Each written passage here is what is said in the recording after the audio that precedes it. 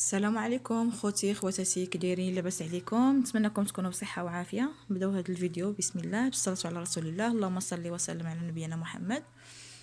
عندنا هاد الجليبه هكذايا كما كتشوفوا معايا بالمهرس، مخدوم ليها الجناب.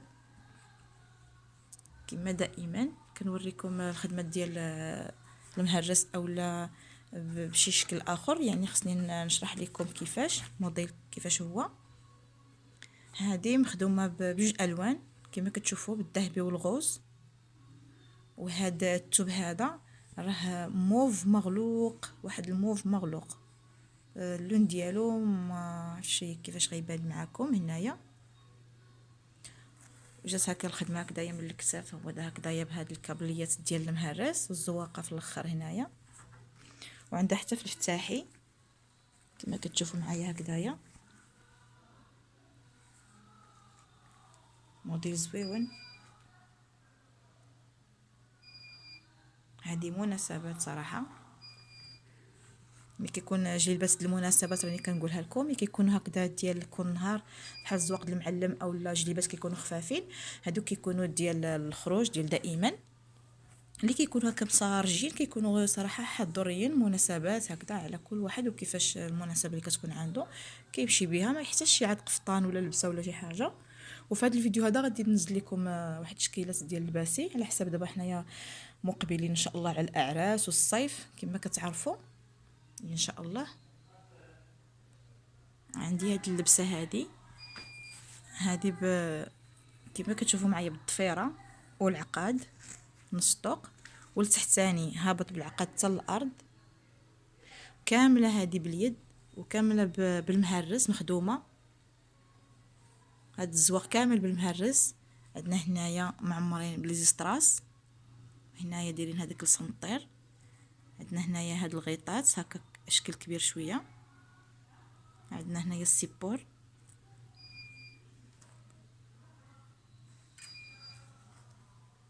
اللبسه هو حتى الارض بالزواق، وفيها هاد الزواقات هنايا في الجوانب، واليدين كما كتشوفوا معايا هابطين حتى هما عامرين. يعني لبسه زوينه بزاف ديال الحضور، مناسبات كبيره بحال الاعراس اللي كتحتاج فيها اللبسه المغربيه. كنستغناو شي حنايا على التكشيطه، كاين اللي كيقول التكشيطه، كاين اللي كيقول اللبسه على حسب. كاين اللي كيقول ليها قفطان واخا كتكون دو بياس، كيقولوا قفطان على حسب كل واحد كيفاش كيسميه. حنا معروفين في المغرب بهذا اللباس هذا، ما كنستغناوش عليه. اللبسه المغربيه حاضره في المناسبات المغربيه، حاضره بقوه كما كتعرفوا.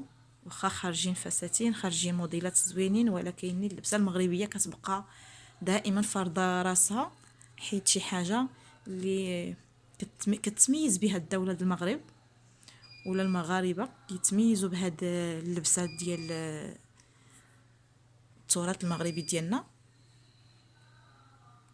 وعندي هاد الشكل هذا حتى هو، هاد الشكل هذا فيه الطرز ديال الماكينه، وفيه الزواق ديال الرضيخ كما كتعرفوا الرضيخ، اولا كاين اللي كيقولوا المردوخ، على حسب كل واحد شنو كيقول. هذا هو الرضيخ. انا كنت نزلت معكم في رمضان واحد جليلبات خدمناهم قفيطنات، خدمناهم بالرضيخ، زواقات هكذا مختلفه على حسب الاشكال.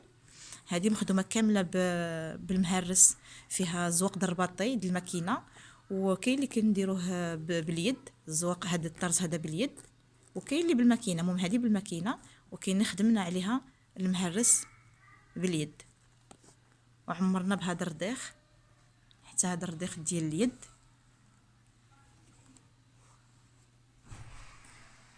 الشكل ديالها زوين بزاف، جات بهذا الشكل هذا. هنايا نص طوق جات بالسطيفات العقاد نص طوق، وهبطه بالضفيره حتى الارض، والتحتاني هابط بالعقاد والضفيره حتى الارض. هذه لبسه زويونه بالنسبه للبنيتات اللي يكون عندهم الخطيبه تركب الخواتم، ولا ممكن ماشي بالضروره تكون خطيبه او لا تركب الخواتم، ممكن اي واحد يلبسها، اي وحده تلبسها.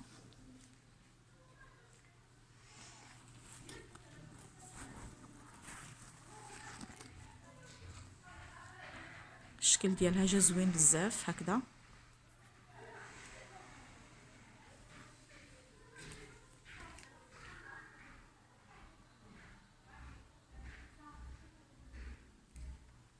نتمنى تعجبكم. اللي اول مره غادي يشوف القناه ديالي، من فضلكم الله يحفظكم اشتركوا في القناه ديالي وبارطاجيو مع الناس ديالكم، وكتبوا لي في الكومونتير الراي ديالكم. عملوا لنا شير خوتي خواتاتي اللي في خارج الوطن، الناس ديال الشرق، الناس اللي متابعيني من دول العرب، ديروا لنا شير للفيديو، اشتركوه مع الحباب ديالكم من فضلكم. وكنشكر الناس اللي متابعيني سواء داخل المغرب ولا خارج المغرب، كنشكركم بزاف على المتابعه. كما كنقول لكم دائما فضل الله وفضلكم، القناه غتستمر وغنزل معكم الجديد دائما. ديروا لنا كي كيقولوا جر الجرس، هذه الكلمه كتبغيش تخرج معايا، فعلوا لنا جر الجرس باش يوصلكم دائما الجديد. الموديل اللي ننزلو يوصلكم ان شاء الله بالدور ديالكم. من فضلكم اشتركوا مع الناس ديالكم، بارطاجيو مع الناس ديالكم باش توصل الفكره لبزاف ديال الناس يشوفوا القناه ويشوفوا الموديلات اللي كننزل. واللي بغى يتواصل معايا في انستغرام ولا في الفيسبوك غتلقاو في صندوق الوصف، غادي تلقاو لي انا منزلين داكشي اللي بغيتو ان شاء الله تشوفوه معايا اولا تواصلوا معايا، غادي تلقاوني حاطاهم في صندوق الوصف ان شاء الله. وكاينه حتى هذا الشكل هذا، هذه ماشي بالضفيره، هذه بالسفيفه، مخدومه حتى هي بالرديخ.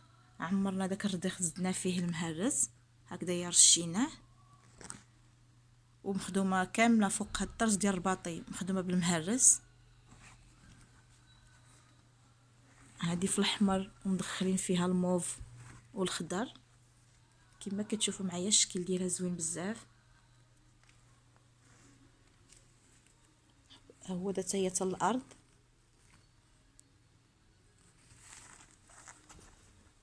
الزواقه كيفاش دايره تحيت، القفطان ديالها هو حتى هو بالعقاد حتى الارض التحتيه ديالو.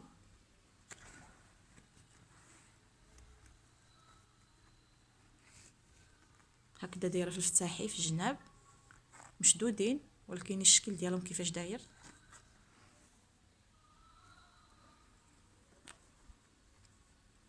صراحه ملبوسين كيجيو تحفه، كيجيو زوينين بزاف. اليدين فحال هكذايا. وهاد الزواق ديال الرضيخ كما كتعرفوا اللي بغى يزيد يعمرو بالمهرس كتزيدوا ترشوه بالمهرس. بغيتو تخليوه هكاك فحال هادي هكذا خاوي، خليوه على حسب بالنسبه للناس اللي كتخدم هذا الشيء هذا. اللي بغى يخلي الرضيخ خاوي يخليه. غير هو هذا الرضيخ هذا طالع في الموضه هذا العام بزاف، كنخدموه على حسب بزاف ديال الاشكال كنديروه، كندخلوه في موديلات مختلفين. كنشكركم بزاف من قلبي على المتابعه، الله يجزيكم احسن جزاء، والله يحفظكم من كل شر. انا كنطلب حاجه وحده من فضلكم، اشتركوا في القناه ديالي وتابعوني، ما تحرموناش من لي لايك، ديروا لنا لايك من فضلكم. انا خصني القناه ديالي ان شاء الله تستمر. الا بقيتو متابعيني القناه راه غتستمر وغادي تكبر ان شاء الله. هذا هو الحلم ديالي. خصني الصنعه اللي كنديرها، هاد الفن ديال الطرز وهاد الفن اللي انا كنحطو معكم. الصناعه التقليديه راه هي زوينه بزاف، ولكن كل واحد كيفاش كيخدم، كل واحد كيفاش كيحط. انا الخدمه ديالي كنتمناها حتى هي توصل ويعرفوها واحد النسبة د الناس كبيرة ما كرهتش، وتواصلوا معايا، ويكون ان شاء الله الاقبال عليها، ويكون الخدمه دائما تكون مستمره. وما كرهتش نخدم مع واحد العدد كبير ديال الناس. انا عندي الناس ديالي، عندي الجروب ديالي اللي كيخدموا معايا هذا الشيء هذا. بالنسبه للكوموندات او طلبيه واخا كبيره صغيره، مرحبا تواصلوا معايا كما قلت لكم في انستغرام ولا الفيسبوك، ان شاء الله ما يكون الا خاطركم. واللي بغى شي حاجه ان شاء الله نخدمها ليه، مرحبا على الراس والعين. بالدور ديالكم نتوما، ما تحرموناش من المتابعه. وشكرا لكم بزاف، الى اللقاء، الى فيديو اخر ان شاء الله بحول الله، مع السلامه.